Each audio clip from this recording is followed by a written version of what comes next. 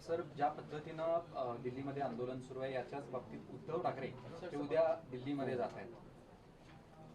निदान 1 महिन्यानंतर जात आहेत हे तुमचं आणि माझं भाग्य आहे. कारण आंदोलन सुरू होऊन 1 महिना झाला. त्याच्यानंतर त्याच्यामध्ये अनेक घडामोडी घडल्या. आंदोलन विद्यार्थ्यांचं असताना नरेंद्र मोदी साहेबांच्या विरोधकांनी ते आंदोलन हायजॅक करण्याचा प्रयत्न केला.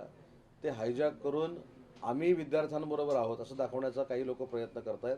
त्याच्यामुळं मला असं वाटतं की जे विद्यार्थ्यांचं आंदोलन होतं त्याच्यामध्ये आता ते पक्ष उतरल्यामुळं हे NDAच्या विरोधकांचं आंदोलन झालेलं आहे. आणि त्याच्यातनं विद्यार्थ्यांना देखील मला विनंती आहे की याच्यातनं जे लोक त्यांच्या खांद्यावर बंदूक ठेवून राजकारण करत आहेत याच्यामध्ये विद्यार्थ्यांचं भलं नाही आहे. विद्यार्थ्यांनी अतिशय चांगल्या पद्धतीनं त्यांच्या भूमिकांसाठी आंदोलन करणं हे वावगं देखील नाही. परंतु नरेंद्र मोदी साहेबांबद्दल वाटेल त्या थराला जाऊन बोलणं, RSSबद्दल विरोधामध्ये जाऊन घोषणा देणं, त्याच्यामुळं हे नक्की आंदोलन कोणाच्या विरोधात आहे?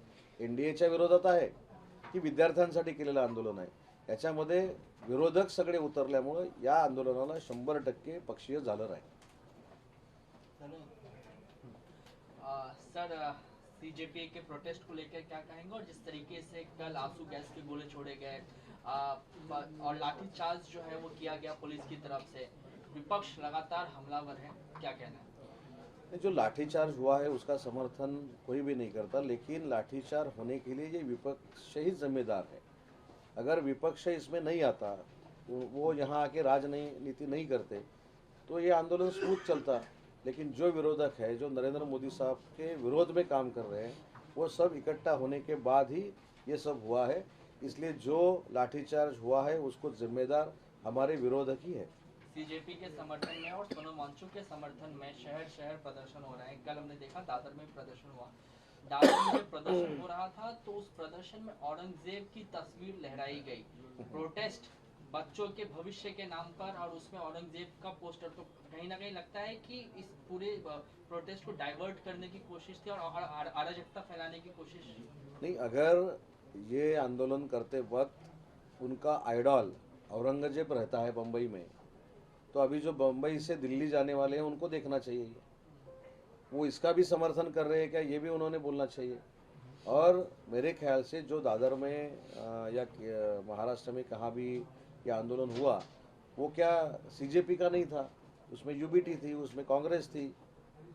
इसलिए जिस आंदोलन में औरंगजेब के फोटो लहराए जाते हैं वो आंदोलन देश के भले के लिए है, ये विद्रोह के लिए है, ये तो देखना पड़ेगा. सर, एक सवाल ये भी है कि कल उद्धव ठाकरे जो हैं वो जा रहे हैं. उससे पहले शिवाजी पार्क में उन्होंने प्रोटेस्ट किया और कहा कि एक मूवमेंट जो है अब हम शुरू करने जा रहे हैं, ये BJP के अंत की शुरुआत है, इस तरीके का स्टेटमेंट दिया. मैंने यही बोला ना कि लड़के लोगों के कंधे पे ऊपर बंदूक रखे ये सब काम कर रहे हैं. खुद ने पार्टी बनाने के लिए जो करना चाहिए वो नहीं कर रहे हैं. अभी वो आंदोलन कर रहे हैं बच्चे लोग, जो स्टूडेंट लोग आंदोलन कर रहे हैं उसमें शामिल होके मेरी शिवसेना भी UBT अपने साथ है, आपके साथ है, ये दिखाने के लिए सब चालू है. अंतिम सवाल मेरा, धर्मेंद्र प्रधान के इस्तीफे को लेकर ये सब कुछ शुरू हुआ. आपको लगता है सर कि जब तक जांच चल रही है इस्तीफा दे देना चाहिए, फिर बेदाग नहीं, निकलेंगे? इस्तीफा देना नहीं देना ये एक अलग बात है. लेकिन नीट का पेपर रहे, JEE का पेपर रहे, ये क्या NDA की सरकार में ही ऐसा नहीं हुआ है. जब कांग्रेस की सरकार थी तब तो हर साल हुआ है, बराबर है. लेकिन ये जो CJP वाले हैं, जो लड़के लोग हैं, उनको भड़का के अपना जो पॉलिटिकल स्थान है वो मजबूत करने के लिए ये सब विरोधों का प्रयास है. Thank you sir. Sir, Jitendra साहेब परवाच येईल. हाँ, परवा येतो ना. हो हो हो हो. हाँ हाँ, येस येस.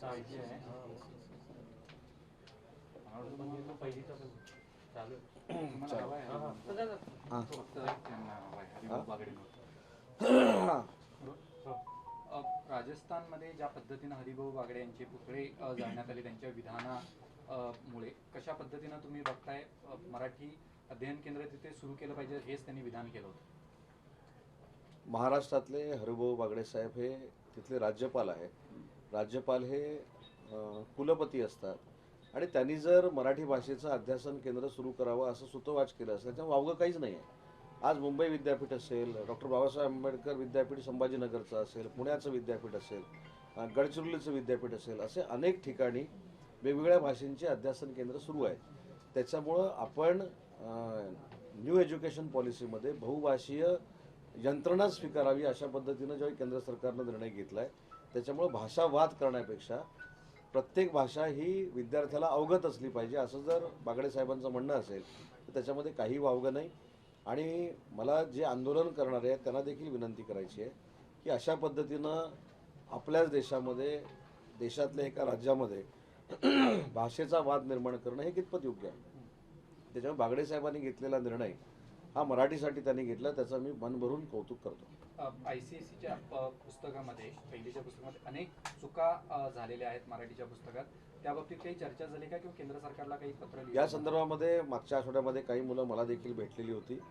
आमचे शालेय शिक्षण मंत्री, आमचे ज्येष्ठ मंत्री दादा भुसे साहेबांना देखील भेटलेली होती. आणि दादा भुसे साहेब या सगळ्या गोष्टीमध्ये केंद्र सरकारच्याकडे पाठपुरावा करतायत. त्यांनी स्वतः